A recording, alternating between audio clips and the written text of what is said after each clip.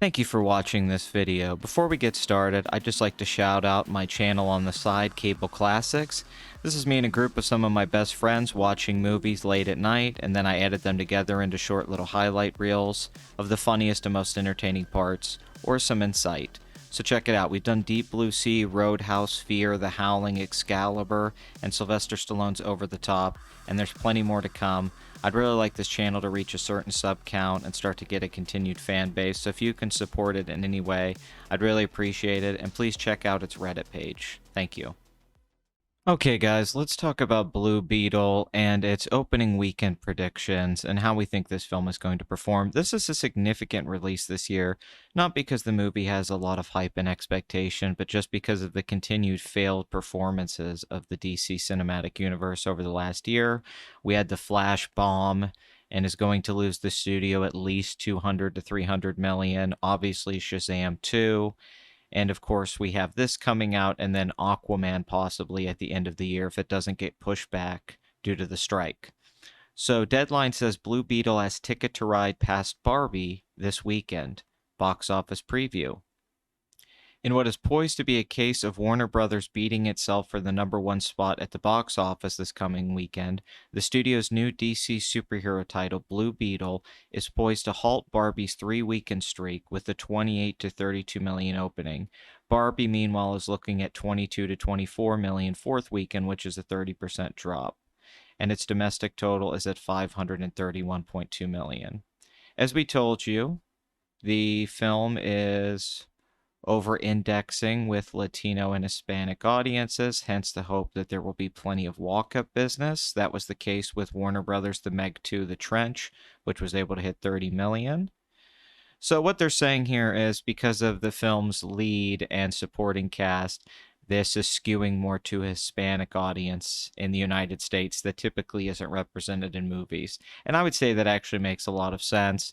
We don't get a lot of films with leads like this in it. So that is unique. I know some people are like, oh, look, it's being woke. They got to put people in a movie, but I don't think Blue Beetle's a case of that at all. I think it's a genuine thing.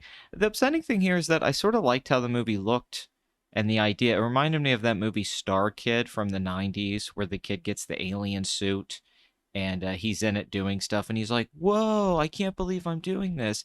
Even the new Spider-Man movies did that with Tom Holland, where he had the Iron Man spider suit. And I do think Blue Beetle suffered from looking very similar to that.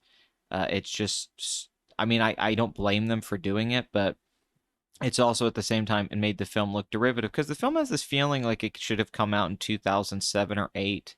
There's something sort of fun about the tone of it that I liked in the trailers. I'm sure it's a watchable movie. So it has 74% on Rotten Tomatoes, which is not great, and we have a 62 on Metacritic.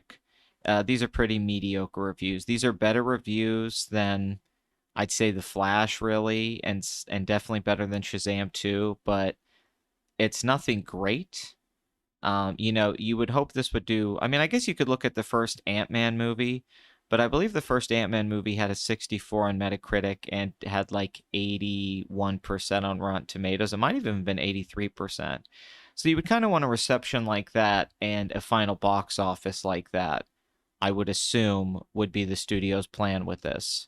So if we look here and go to Ant-Man, which by the way was connected to the Marvel Universe, which definitely helped it, but Ant-Man of 2015 cost 130 million, opened to 57 million, and ended up making 519 million worldwide on, positive reviews, not great reviews.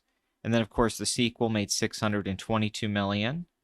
I'm not sure what the budget on that movie was. I'm going to guess it was around 185 to 200 million dollars or so. And then, of course, we just recently had Quantumania, which did worse out of all 3 movies worldwide at 476 million, and this movie definitely cost them around 200 million dollars, although it did open over 100 million dollars, which is interesting, at least with the Marvel films. So if we look here, Barbie's still dominating. It's at almost 1.2 billion. If we look at Oppenheimer, it's at an insane 650 million. I never thought it would reach that. That's insane. The new Ninja Turtles movie's at 96 million. It's doing modest business.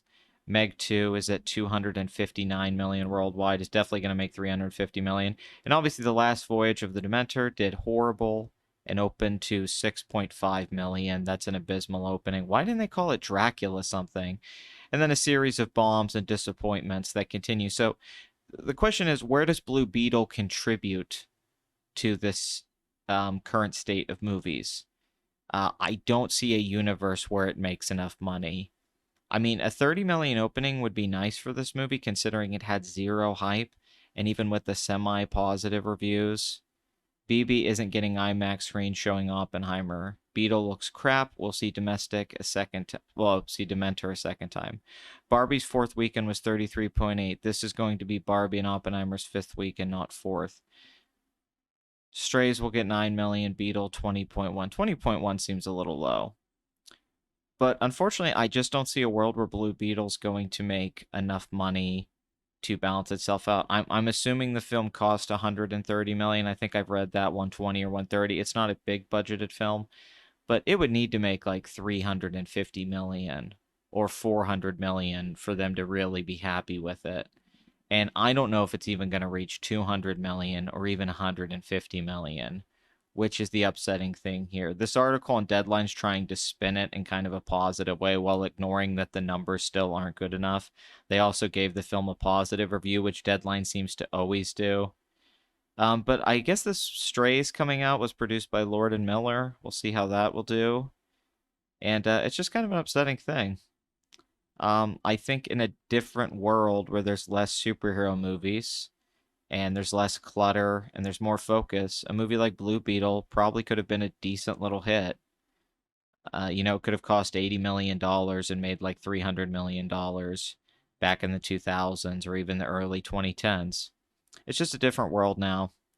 And sometimes these characters that we want to see be adapted for a long time, I certainly want to see a Static Shock movie. I would love to see a Red Tornado movie, or at least him in a movie. The Teen Titans, I think, would be really fun as a movie, not a crappy CW show.